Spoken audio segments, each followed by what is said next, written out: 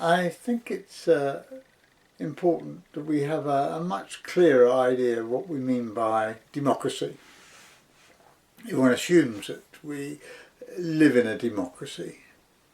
So if we look at the way that it's structured, we have these political parties, they stand for election, and we have the first past the post system. So that it means that a party getting 38% of the vote can get the most seats and can be and form the government. And that means 62% of the voters, those who voted, are not represented at all. And the minority of 38% are then in government. This doesn't take into account maybe 30% or more people who didn't vote. And what would be interesting is to know why people didn't vote. And we don't count, as part of that sport, ballots as a part of a protest vote. And this does not seem democratic at all. And how can we make it more democratic? Well, during the election on Brexit, for instance, when it was a yes or no, in and out, 52% of the people voted for Brexit. A lot of people was protest, a very high turnout. It's interesting. And that was a democratic decision, yet the people who voted Remain really could not accept that. For some unaccountable reason, they became quite emotional about it, and this idea of leaving Europe was anathema to them, and for many reasons that they have.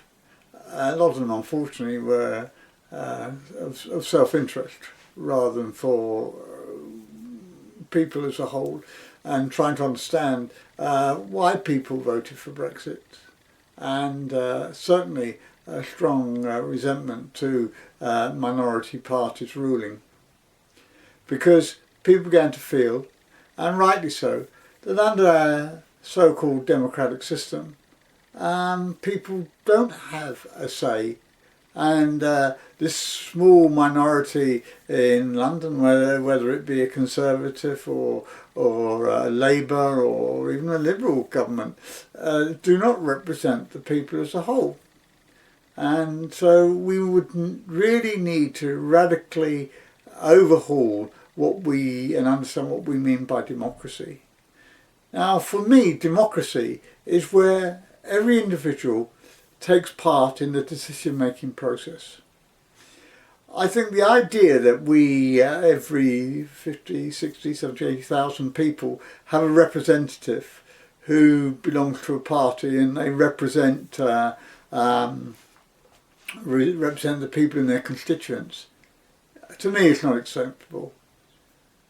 If we want to help people develop and grow, then individuals have to take responsibility for their own decisions.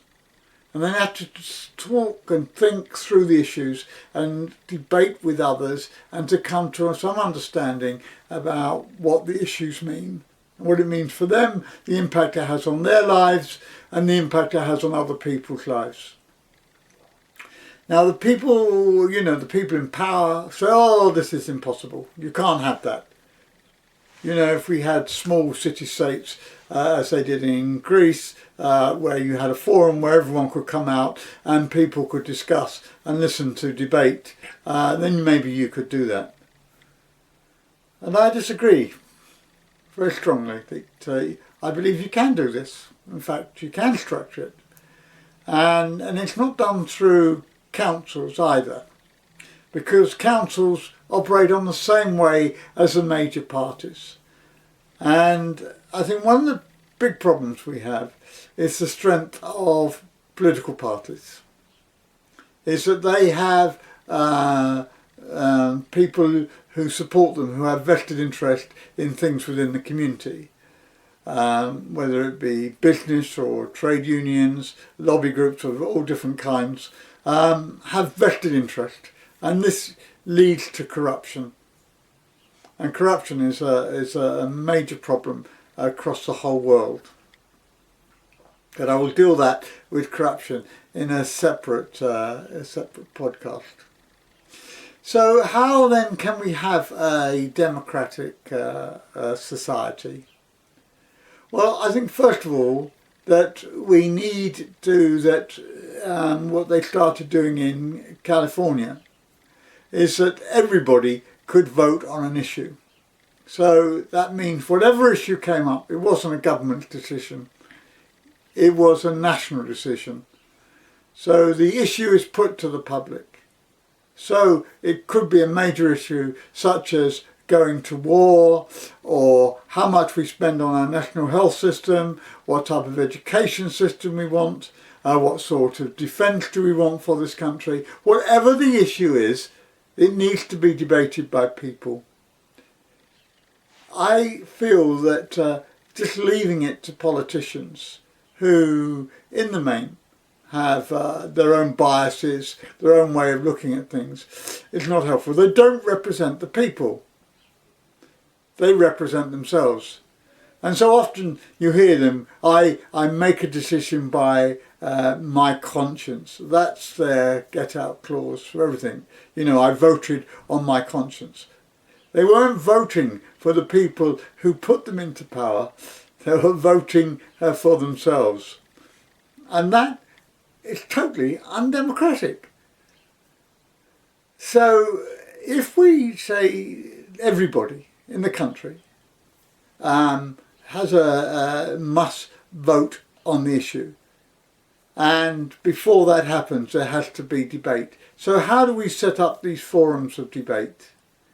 And with modern day communication, that is much easier. Though I do like people getting together and people being able to have a say and setting up forums. And maybe we need to look at our society in numbers of about 10,000. And then being able to set up within that community of 10,000 a space where people can go and they can express how they feel about things and discuss it and listen to other people discuss it, and bring in people who have expertise on the subject to put forward their views, and to look on what I hope in many of these discussions is that we can reach some sort of consensus, some idea about what we feel about the subject. But most of all, having allowed people to debate on the issues, they then should, as a nation, we should be allowed then to vote, and reaching a majority decision would then be important, and then the politicians would be can be asked to act upon it. Now, this is very disturbing for people because they feel, you know, they don't understand about giving away power. That if you give it to somebody else and say, look, that's you decide for me, you're abrogating all sorts of responsibility. You're giving it to someone else, and then if it doesn't work out, you can blame them, and that to me is totally unacceptable.